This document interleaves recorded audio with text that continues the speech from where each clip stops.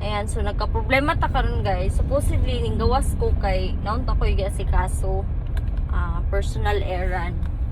And then nagana kay nag-text nag-call mga client to especially no nga nagka-problema sa account, dili daw nila ma-search na ang katong JPAT na itong account, katong naka yellow shirt akong profile nga na ay naka meta verify badge. So karon ang problema, I think nag-suspend na naman siya no. So kailangan siya i-appeal. Ang problema karon kung dili siya madala sa appeal guys, I doubt kung mabalik pa siya. So most probably ma-permanently delete na gid siya no. Anyway, natay backup account guys, katong JPAT Alpha Strike o katong Alpha Strike na to nga Facebook page nga naka business setup. For the meantime guys, dito sa ta. Then karon ang isa ka Alpha Strike JPAT na ko nag din siya, nag-notify na din sa email na for like under under verification siya. So nag-appeal na pud ko. Either way, kung unsay kalabasan guys,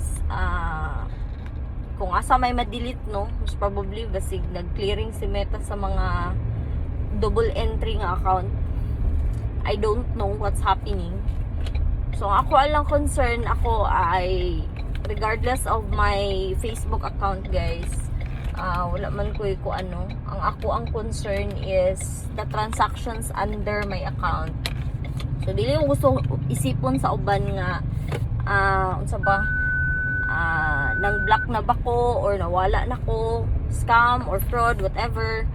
So dili ko gusto nga nang hunahon. So karon I will try my best to fix the account guys.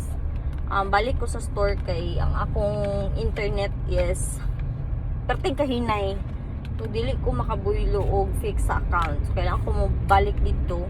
Supposedly mag-renew ako ng driver's license ko guys. Balik na lang muna ta sa store, later na lang yung renewal no. I think kailangan na to niyo siya unahon. Naapo yung mga nag-call sa ko regardless dun sa warranty no. So I'm very sorry guys. We will do our best na ma-reach out kami agad-agad. Well anyway, I have my phone number naman, but then we will accommodate calls as much as we can. But right now guys, priority natin ayusin yung Facebook account natin kung paano tayo ma-reach out. Whew, my God. Ay nako. Actually, okay din naman yung ginagawa ni Facebook no. Nagki-clearing siya kasi dami din namang mga fake accounts talaga. But then, naapektahan tayo na pagtong mga okay ang accounts ba. I admit nga siguro we sometimes not following community guidelines no. But then na-search ko naman, okay lang naman daw yung Facebook, yung Airsoft guys. Okay lang naman daw yung Airsoft sa Facebook as long as may mga yung mga taglines na to prove na airsoft toy lang talaga siya. Anyway guys, dito na tayo sa store. Ayusin muna natin. So if makakita mo nga video guys, you're not being scammed under my name no, katong JPAT nga yellow shirt o JPAT nga katong naka white shirt. Kung namoy transaction dito, you're not being scammed guys. Nag-trouble lang ang among account, then we're going to fix this one as soon as possible. Then for your transactions, you may call na lang or text.